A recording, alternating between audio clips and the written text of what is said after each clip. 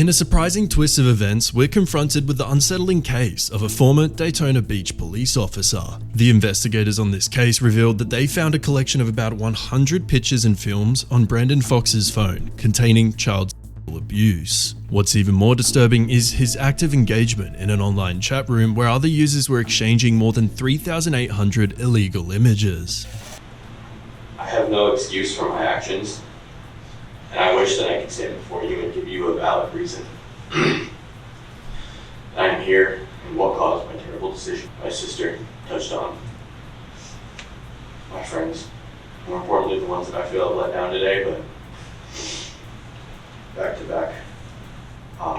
Both of those friends losing them, it's horrible, but I can't imagine if they were in this position, sitting in these stands, staring at me right now, what they would think of me. But knowing that, I also know that their loss, along with other issues that I have been dealing with, just unhinged me. It caused an issue that has put me here. Officer Rayner was to be lost recently. He was murdered in the line of duty. And the same night he called me and asked me to come work with him. I denied it because I was staying in Palm Coast. And shortly after that,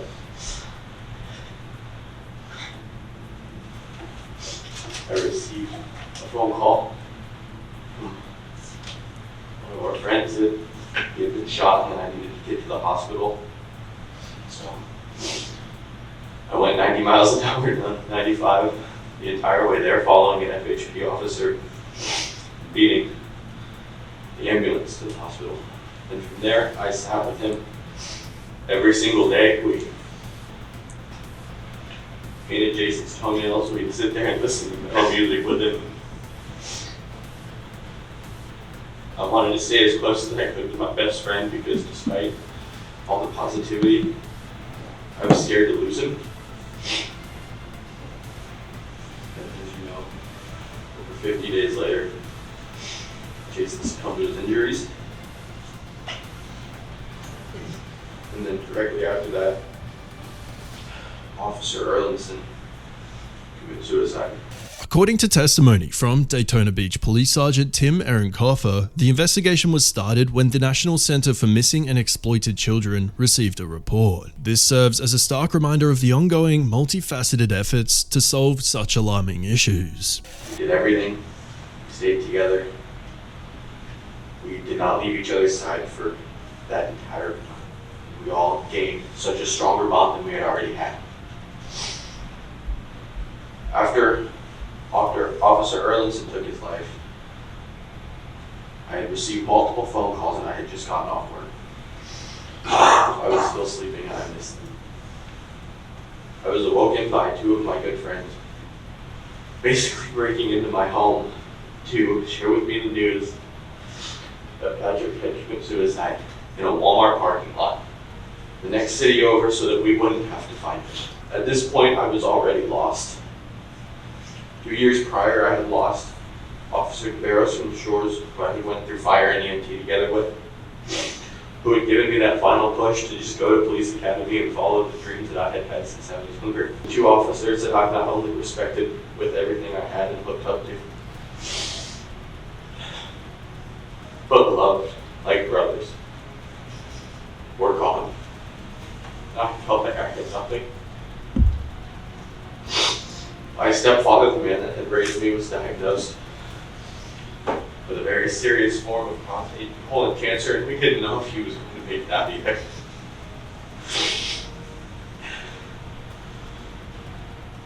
All of these items were just a quick, terrible shock. Starting with Darius, it was the first of several tremendously unsettling losses and things taken that I would have to endure that I never thought that my life would come to. I've never learned how to grieve or process loss and death. Instead, I turned to things that I thought would have been manly or macho, like drinking heavily, throwing myself into work, and just putting emotions in a box and thinking that if I don't have to deal with them, they won't come back. Fox chose not to contest the charges brought against him, entering no contest pleas for a total of 38 counts related to the possession of performance involving minors. Each count was heightened from a third-degree felony to a more serious second-degree felony. This adjustment was made from the fact that Fox was found in possession of 10 or more images, including at least one video, reflecting the severity of the situation. I was trying to ignore the pain and damage and not recognizing the numbness for what it was. I pushed the limits of everything, trying to feel anything at all. I was watching horrific and shocking videos, pictures of just gore, violence, rude humor, and just filth, like the items that I.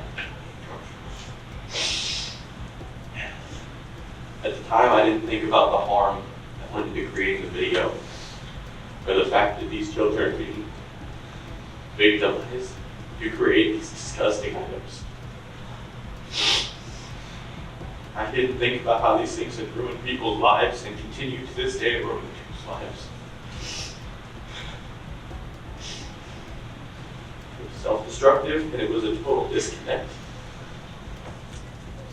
Because in real life, I would have instantly arrested anyone for even thinking of harming a child. But inside, I was falling. And there was no bottom. I didn't understand how low it could get until I had finally hit that bottom. Both Fox and his sister Alicia Barrett shared their concerns, saying that Daytona Beach Police Department's Assistant Program, or EAP, remained unable to help Fox with therapy and counseling. I didn't know how to advocate for myself, but at the same time, I didn't want to go through the process of telling too many people of my situation. I was ashamed of the person that I had become and the person that I knew I was turning into. I was scared of not only losing the job that I had waited my whole life for, but being outed as weak and as a failure, because that is all I've grown up feeling. I didn't push hard enough for myself, and I was unable to get the help that I needed.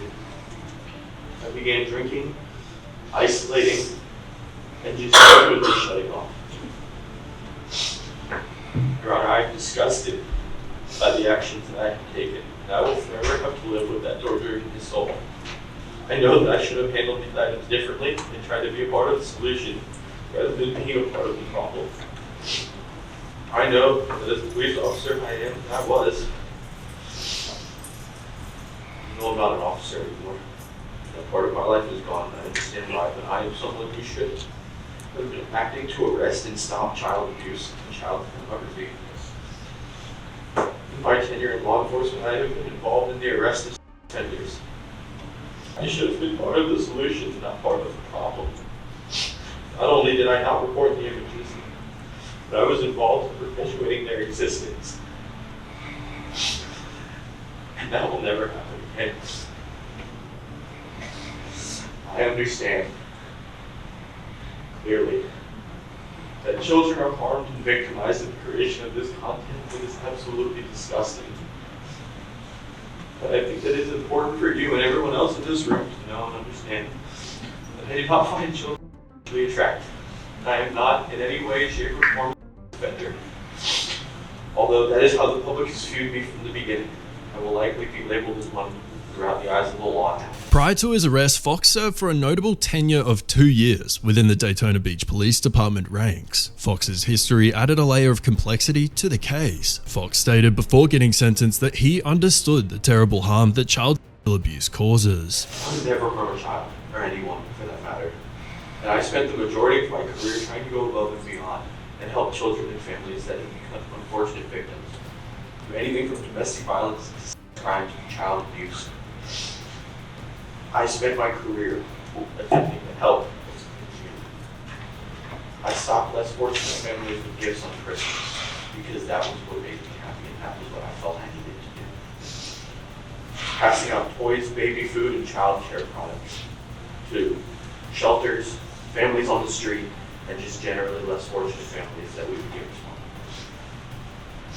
paying out of pocket on multiple occasions to get misplaced families into hotel rooms and off the streets because I knew it was dangerous and at least they could be safe in there. The version of myself doing that would be absolutely disgusting with me. And I became the same person that I myself would have hunted down and arrested. should have reported the items that I seen. Had I done that, I would not be sitting before you. The man I was before would be sitting in the audience pushing for me to be harshly sentenced and to make sure that I could never be in a position of trust or authority again. And I understand why the officers are here, probably thinking those exact thoughts. And as I've said, my conduct damaged the trust of the people that police have had. It's already hard enough to be a law enforcement officer, and I have not made that situation any easier for my colleagues. All I would say to these citizens, my colleagues, and to my old self is that I had lost sight of who I was. I was so deep in undiagnosed depression, PTSD, and alcohol abuse that I would be unrecognizable to the man that I was just over 2 years ago. It took this arrest and the final hit of rock bottom to give me the push to finally get the help that I have so desperately needed. I know and understand that the justice system's primary purpose is for punishment, and I know that I am here today to be punished. Fox's defense attorney Aaron Delgado argued for a light punishment while prompting a query of whether imprisoning Fox was actually effective. Delgado cleverly suggested that Fox might be properly monitored by GPS even when he was not confined in a jail. Delgado emphasized Fox's willingness to take accountability for his deeds. I have heard horror stories and know that as a former officer I would be targeted for that alone. And somewhere with a feather jacket would make that significantly worse. Your Honor, I've sat every day and thought about this, and I don't think that it would be an exaggeration to say that my daily life would be about survival. As of today, I hope I survive. A year ago, being a completely different person, I would not have cared. If anything, I would have thought that maybe it would have been for the best. Under the love and support that my family has given me, I have found the desire to live and carry on. I will gladly bear any punishment that I am given, but I am truly concerned that I will be victimized, or worse, in a prison.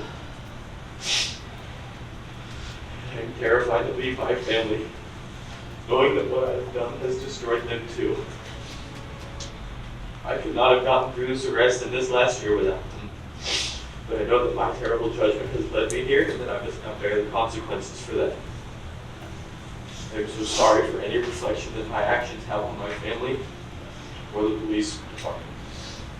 I want everyone to know that I'm fully and solely responsible for what I have done. Since this incident, I've made strides in my life to heal and once again become a law-abiding positive member of society. I've taken weekly therapy appointments, which I have learned that I have been clinically diagnosed with PTSD, major depressive disorder, and severe anxiety. I've taken a few full-time jobs and have a loving home life that once again has made me into a person that hopefully one day I can be proud of again. I know now that I can lean on my family for support. My therapist has been a godsend, that these mental health resources are important in finally being able to heal.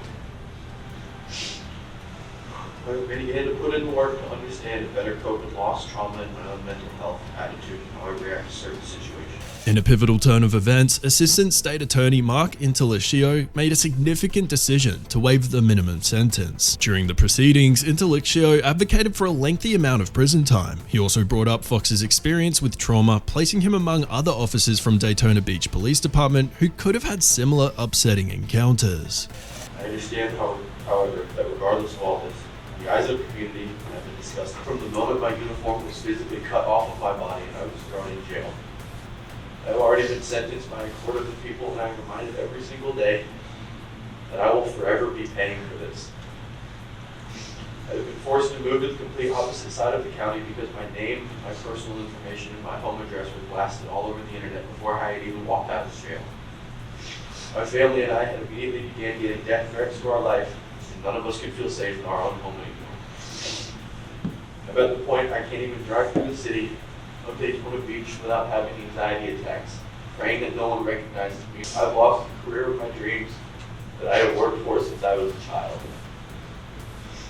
I'm terrified to meet new people in any capacity, because all they have to do is Google my name. I have been tarnished by my own actions, and I have lost everything again. I will end my statement on a positive note, if you will, Your Honor. Because again, I apologize. All the people that I've affected, the officers that I've worked with, and anyone else that I've hurt by my actions. Nonetheless, moving forward, I wish to spend the rest of my life positively and be a productive member of society. Circuit Judge Elizabeth Blackburn acknowledged that Fox had experienced significant trauma, including the loss of Officer Raynor. However, the court emphasized that Fox was well aware of his actions. Blackburn ultimately found Fox guilty on all charges. So your testimony is that there's a boy under your bed, and then there's a mermaid under your bed, a little aerial mermaid about the size of a small child under your bed, and that just happens to be from the X-ray. No, sir. The mermaid was found in a box, in the box that it was in. The toy was given as a gag gift roughly 4 years ago and was still sealed inside of a box. Nothing further, Your Honor. The judge announced a sentence of 25 years in prison, followed by an additional 45 years of probationary supervision. The lengthy term underscored the judiciary's commitment to addressing the severity of his possessions.